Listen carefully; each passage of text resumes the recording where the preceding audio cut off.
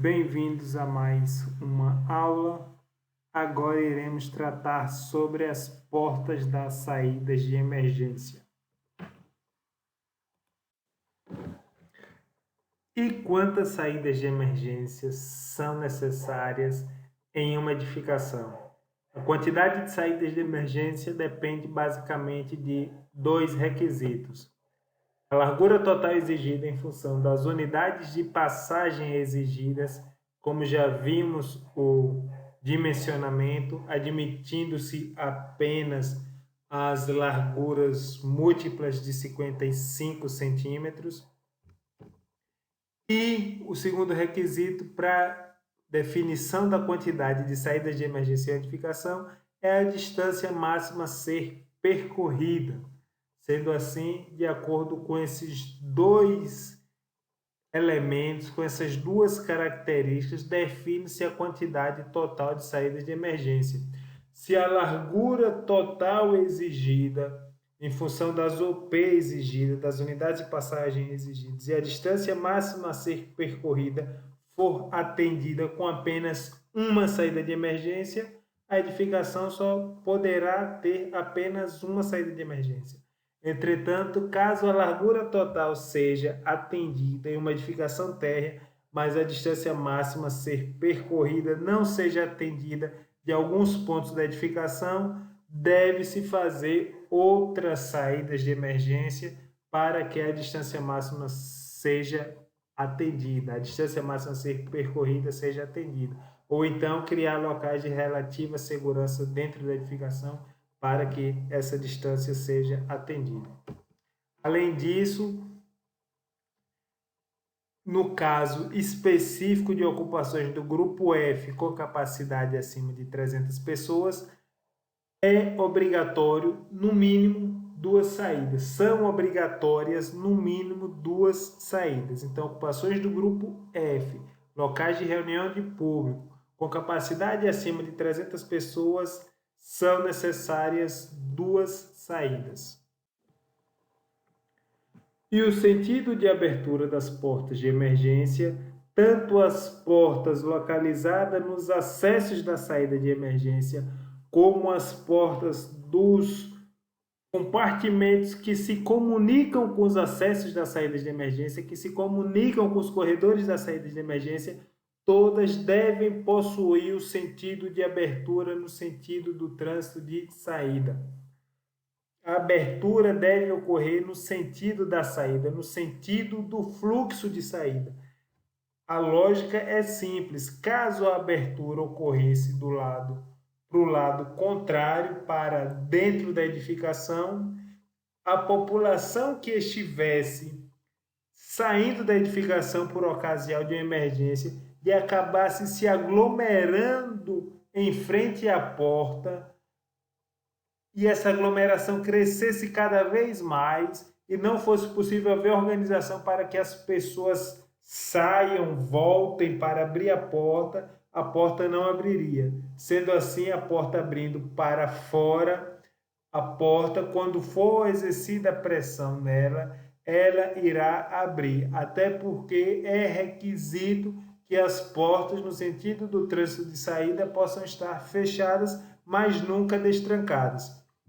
As portas dos acessos. Sendo assim, as portas dos acessos, as portas dos corredores, devem sempre abrir no sentido do trânsito de saída. Além disso, as portas dos compartimentos que se comuniquem com os corredores também devem abrir no sentido do trânsito de saída. Já vimos que as saídas de emergência não são apenas as portas. As saídas de emergência são todo um caminho, são todos os elementos que constituem esse caminho até a área externa.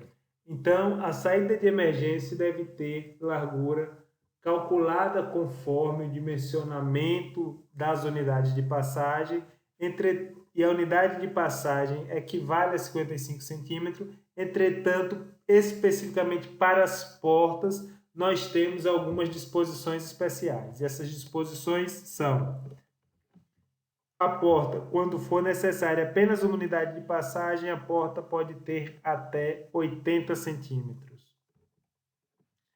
Já quando precisar de 2 unidades de passagem, a porta pode ter apenas 1 metro.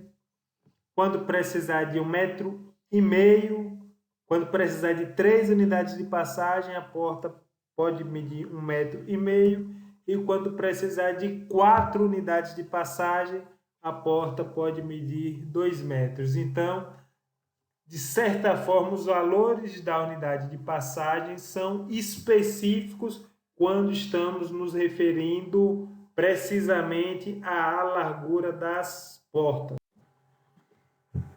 Lembrando que portas com dimensões maior que 1,20 m de largura precisam ser divididas em 2 folhas, dado que uma porta em uma folha apenas com mais de 1,20 m já a tornaria pesada, a tornaria de difícil movimentação. Então, para que a abertura das portas seja dada maior agilidade, divide-se a porta em 2 folhas. Além disso, em portas maiores, com dimensões maiores que 2,20 m, precisa haver uma coluna central. E essa coluna central efetivamente dividirá o fluxo, ou seja, a coluna central permitirá o mínimo de organização ao fluxo, fazendo 2 filas de pessoas para a saída da edificação, para a passagem por esta porta. Sendo assim, com o objetivo de dividir o fluxo, de fornecer uma maior possibilidade de organização, portas com larguras acima de 2,20 m necessitam de coluna central. Um dispositivo comumente existente nas portas das rotas das saídas de emergência e, em alguns casos, exigido para as saídas de emergência é a barra antipânico. E a barra antipânico é um dispositivo de destravamento da porta. E ela é acionada mediante pressão exercida no sentido de abertura. Sendo assim, se a população aglomerar-se junto a uma porta que abre no sentido de abertura e possui barra antipânico, caso seja feita uma pressão na barra antipânico, a porta automaticamente se destravará e se abrirá. Essa pressão é exercida em uma barra horizontal, no conjunto da barra antipânico. Essa barra horizontal é chamada barra acionadora. Então, a barra acionadora, conforme a gente pode ver na imagem, é o dispositivo da barra antipânico que é fixado horizontalmente na face da folha, cujo acionamento em qualquer ponto do seu comprimento libera a folha da porta, destrava a porta, libera o travamento da porta, isso no sentido de abertura.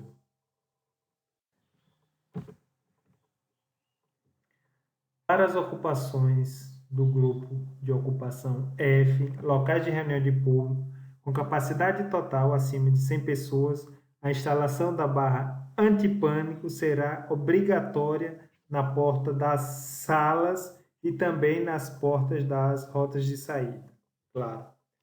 Lembrando que, como a barra antipânico é um mecanismo de destravamento das portas, quando não houver travamento da porta, quando não houver fechadura na porta ou qualquer outro dispositivo de fechamento, a barra antipânico não é necessária. Se a barra antipânico serve para destravar a porta, se a porta não está travada, claro que a barra antipânico não será necessária. Em alguns casos, a instrução técnica nos traz a possibilidade de algumas exceções às regras gerais definidas para as portas. Entretanto, para que haja exceção específica para 2 casos, é preciso que o responsável pela edificação assine um termo de responsabilidade, chamado Termo de Responsabilidade das Saídas de Emergência. Esse modelo está previsto na IT 01, que é a IT de Procedimentos Administrativos, que nos traz os modelos de documentos. É um termo em que diz que o proprietário durante todo o funcionamento da edificação, o proprietário vai deixar a porta permanentemente aberta. Sendo assim, no caso das exceções que eu falarei a seguir, para que o proprietário possa ter essas exceções às regras gerais definidas para as portas, ele precisa assinar o termo de responsabilidade das saídas de emergência. Essas exceções são as seguintes. A primeira, para a divisão F2, para edificações de divisão F2, locais de reunião de público, especificamente locais religiosos, igrejas e locais de velórios, se a área construída for menor do que 1.500 metros quadrados, nesse caso, a porta não precisa abrir para fora e a porta também não precisa barra antipânico, desde que as portas fiquem durante todo o transcorrer do evento, elas fiquem abertas, mediante a assinatura do termo de responsabilidade pelo proprietário da edificação. A mesma forma ocorre quando, em ocupações do grupo F, na saída de emergência tiver porta de enrolar. Então, nesses casos, se o proprietário disser que durante todo o evento a porta de enrolar vai estar aberta, vai estar suspensa, é possível, desde que ele assine o termo de responsabilidade das saídas de emergência. Sendo assim, em regra, nas rotas de saída não se admite portas de enrolar, dado que as portas têm que abrir no sentido do trânsito de saída. Entretanto, já vimos a exceção. A exceção ocorre nas edificações do grupo F e com a assinatura do termo de responsabilidade das saídas de emergência.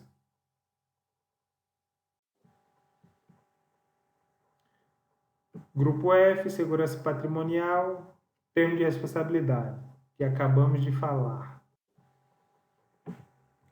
Já no caso das portas de correr, exceto para edificações do grupo F com capacidade acima de 100 pessoas, as portas de correr são sim admitidas nas rotas de saída. Mas para quem vem acompanhando estas aulas, já sabe dos princípios de segurança contra incêndio, sabe que sempre que houver um dispositivo elétrico, a sua falha, o seu defeito deve se dar na posição de segurança. A sua falha deve resultar na posição de segurança. Sendo assim, quando houver uma porta de correr na rota de saída, ela tem que ser automática e ela deve possuir abertura automática e deve possuir também um dispositivo que, em caso de falha, em caso de pane, em caso de defeito no sistema, faça com que a porta abra imediatamente. Ou seja, deve ter um dispositivo que ordene a abertura imediata da porta no caso de defeito, no caso de falha, no caso de uma falta de energia, por exemplo. Então, a porta de correr é sim possível, desde que possua abertura automática e que, no caso de falha do sistema, ela seja aberta imediatamente, exceto para as edificações do grupo F com capacidade acima de 100 pessoas. Algumas observações finais. Admite-se a colocação de fechaduras com chave nas portas existentes, nos acessos e nos corredores da descarga e nas descargas. Entretanto, deve ser possível a abertura pelo lado interno sem necessidade da chave. Ou seja, é possível para fins patrimoniais que haja fechadura com chave nas portas das descargas, nas portas dos acessos. Entretanto, a abertura pelo lado interno deve ser possível sem a necessidade de chave. Já no que se refere a peças plásticas, em razão do ponto de fulgor baixo das peças plásticas em relação ao material construtivo das portas, caso elas fossem utilizadas por ocasião de um incêndio, elas seriam as primeiras a se deteriorarem pela ação do calor. Sendo assim, se a fechadura for deteriorada, o funcionamento da porta será inviabilizado. A porta não irá se abrir, pois a fechadura derreteu, a fechadura foi destruída. Sendo assim, é vedada a utilização de peças plásticas em fechaduras, espelhos, maçanetas, dobradiças e outros, nas portas das rotas de saídas, nas portas de entrada das unidades autônomas e nas portas das salas com capacidade acima de 100 pessoas, conforme IT 11. A sinalização de emergência deverá seguir os requisitos da instrução técnica número 20. No entanto, devemos aqui fazer alguma observação, pois essas observações são feitas pela IT 11, a IT que trata de saída de emergência.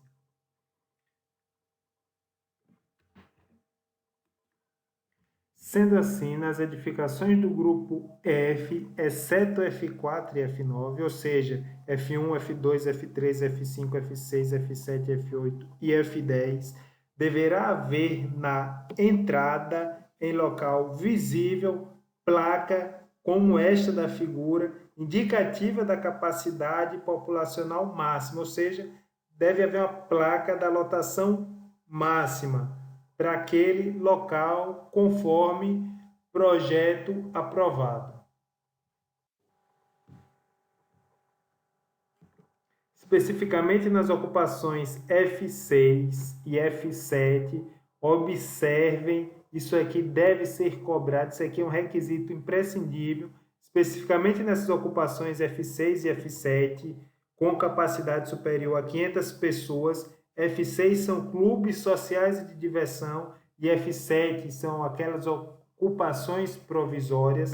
Especificamente nesses casos, quando a capacidade for superior a 500 pessoas, deve haver, além da placa que eu já falei, a placa prevista, deve haver também controle de acesso ao público em tempo real. É isso mesmo, vou repetir. Controle de acesso ao público em tempo real, através de painel eletrônico que indique instantaneamente a quantidade de pessoas nas áreas de público. Ou seja, esse painel tem que relacionar a quantidade de pessoas que entram e a quantidade de pessoas que saem para informar a quantidade de pessoas presentes na área de público. Já no que se refere à iluminação de emergência, a IT 11 também traz alguns requisitos específicos, dado que os requisitos gerais de iluminação de emergência estão previstos na IT 18. Em primeiro lugar, a IT 11 informa que todas as rotas de saída devem ser devidamente iluminadas. E mesmo no caso de edificações destinadas exclusivamente ao uso diurno, mesmo no caso de edificações exclusivamente destinadas ao uso diurno, a iluminação de emergência é necessária. A iluminação de emergência é sempre indispensável, mesmo no caso de edificações destinadas exclusivamente ao uso diurno. Em ambientes fechados, com lotação superior a 100 pessoas, para as ocupações F3, F5, F6, F7 e F10, as luminárias de emergência devem ser localizadas acima da porta de saída e devem ser do tipo balizamento, mantendo-se permanentemente acesas durante a utilização do ambiente, ou seja, essa disposição visa chamar atenção para a localização da iluminação de emergência. Por isso, ela precisa ficar permanentemente acesa para ser vista durante a utilização normal do ambiente, para que, numa eventual emergência, as pessoas, os ocupantes da edificação, já saibam onde é a saída de emergência.